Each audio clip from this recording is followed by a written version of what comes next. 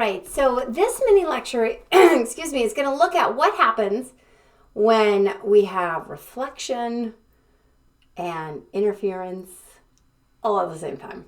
And we give rise to what we call standing waves. Now, I'm going to guess that you have had some experience with standing waves. Maybe you didn't know what they were called. But when you see a high line wire, like a electricity wire, between two of the utility poles, and it looks like it's sort of oscillating up and down like a football field, for example. That's a standing wave. Or if you've ever taken the string, and if you haven't tried this, pull a shoelace out of your shoe and try this, and you kind of wiggle one end of the string, and you get it at a certain wiggle rate, a frequency. You get it to produce what kind of looks like a football shape in between the two ends. And if you wiggle a little bit more, maybe you can get 2 football shapes. And if you wiggle even a bit more, you might get 3 football shapes. These are the ideas of standing waves. And what happens, we're taking that string and we're wiggling it on one end, and we're sending a wave pulse over and over and over at a set rate, at a set frequency down that string. And it hits the other end that I'm holding, and what happens when it hits a boundary? It gets reflected, right? So it gets reflected back, and yet my second one is coming towards it, and they interfere with one another. And they produce this shape, which appears as though the wave isn't really moving, that the string isn't really moving. It's just generating this visual shape. The motion is faster than our visual system can process individually. And so we see this football shape, wave-like object in front of us. So let me just draw what that looks like. So here would be that football shape that I'm talking about, that we see when something is oscillating at a certain rate, getting reflected back from the other boundary, that fixed boundary, and then interfering. And if we change the rate of that initial oscillation, we can generate sort of 2 football shapes between those 2 fixed points. And if we change the frequency a little bit more, we can generate 3 football shapes between those 2 fixed positions, and on and on and on. These different shapes are what we know as standing waves. And as you try that, if you haven't tried it, or if you imagine when you might have done it, in your past, it's not any rate of oscillation that generates these. It seems to be very specific rates. You might play with that if you're trying this at home. Play with that rate a little bit. If we get to this nice 1 football shape behavior, and then I slightly adjust my rate of oscillation, rate of sending that wave down the string, everything is a little jumbled up. And I have to kind of fine tune to get those 2 waves. I have to fine tune again to get those 3 waves. If I bring my hands closer together, that seems to change it. If I bring my hands further apart, that seems to change it. If I use a tighter string, all these things seem to change it. All things we actually already know about. All of the properties of waves that we've already discussed seem to have this effect on how we obtain these standing waves.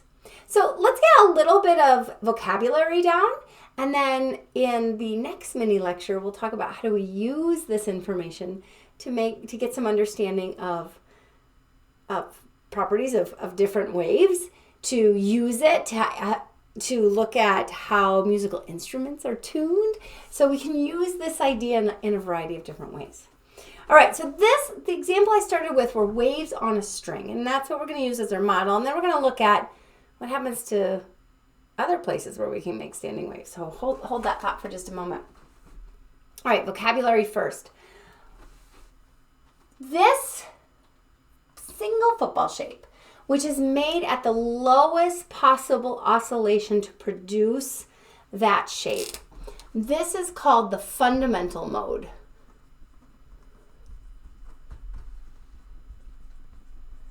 We also call this the first harmonic. And those of you in music, You might have heard that term harmonic before. This is what we know, what's known as the first harmonic. As we move on and create more and more football shapes, we increase the number of harmonics.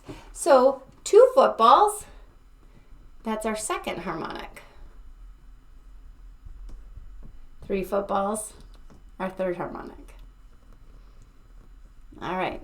And we're going to find that, as you might perceive looking at this image, that the harmonics are related to how the frequencies relate in each of these situations. All right, so that's first definitions and vocabulary to think about.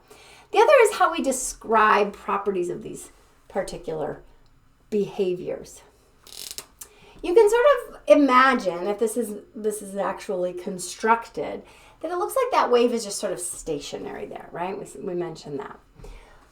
Where the points come to 0, where I have complete destructive interference, right? We have that reflection, and then those 2 waves start to interact, the one going, the one coming. Where the points of destructive interference, where it looks like that string is absolutely stationary. It turns out it is absolutely stationary. I could hold, without preventing the energy from flowing, my fingers there, and the wave would continue. These are what we call nodes. So the places of destructive interference are what we call nodes. And it's important to recognize that a node is always at a closed boundary. So a boundary that is fixed. So we get nodes between our footballs in a standing wave and the second harmonic and beyond. And we get nodes when we are at a fixed boundary. Now the space, the big part where we have that constructive interference, these are called our antinodes. So the widest part where we get that constructive interference, the football thickness, if you will, that's what we term our antinodes. All right, so first harmonic, second harmonic, third harmonic. These are when we have, this is what it looks like, 1 football, 2 footballs, 3 footballs, when we have 2 fixed boundaries. But what if we don't have a fixed boundary? What if we have an open boundary? What if I have a tube? You're familiar, perhaps, with musical instruments. They're long tubes. A flute is a long tube. A trombone is a long tube that has an open end, the part that the sound emerges from in a trombone, that bellow that the sound emerges from. So it's important for us to recognize what this first harmonic, second harmonic, and third harmonic mean, because it's going to look slightly different in an open tube. So I'm going to go ahead, I'm just going to erase this waves on a string. And we're going to use the same vocabulary. We still have a first harmonic, we still have a second harmonic, and so on. We still deal with nodes and antinodes when we have an open tube. That's going to allow us to dive a little bit deeper into what these mean. So we're going to start with one end of that tube being open and the other end of that tube being closed. If we go back to that previous discussion, we know that at a fixed boundary, we have a node. At an open boundary, you might imagine that that's where the sound can spread out the most. And in this case, I should mention that, in this case of a tube, we're thinking about the wave that's generated, the standing wave that's generated, that's a sound wave. So I'm going to check out that little mini lecture on sound. And if we imagine wave is a sound, we've mentioned that sort of throughout our discussion of sounds and of waves and sound. So this, in an open tube, we're talking about air, the sound wave, being generated and forming a standing wave. So we have at a closed end, we have a node, and at an open end, we have an antinode. This is also the fundamental frequency, the first harmonic of a tube that is closed on one end and open on the other. So first harmonic didn't necessarily mean football shape, although it gave rise to a football shape with a tube with 2 a string with two boundaries. But what the first harmonic means fundamentally, foundationally, is the lowest frequency to produce a standing wave. So it looks a little different when we have a tube that is open on one end and closed on one end. If I were to have a second harmonic, the same rules apply, all right? It has to be a node at one end, and it has to be open, an antinode at the other end, which means I have to go through a little bit more, and I generate my football shape inside of that tube for the second harmonic.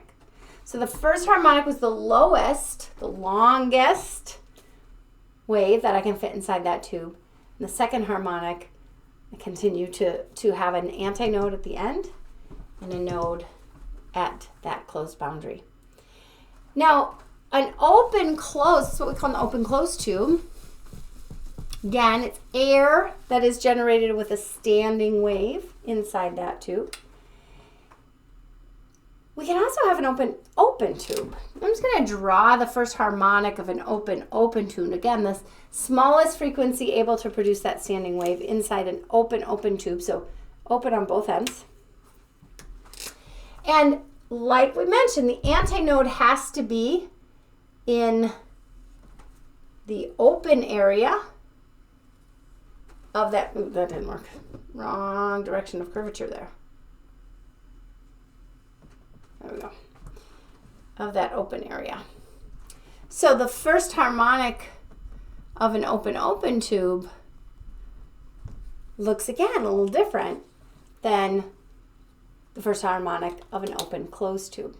So first harmonic, as I mentioned, doesn't necessarily mean one football is produced. It means the lowest frequency to produce that standing wave. As we continue to add footballs to that object, we get our subsequent harmonics. And of course, we have three different items we're going to look at where we have two fixed boundaries.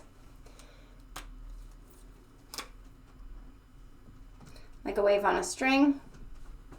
I'm just drawing the first harmonics for each of these. Here's first harmonic, first harmonic, first harmonic.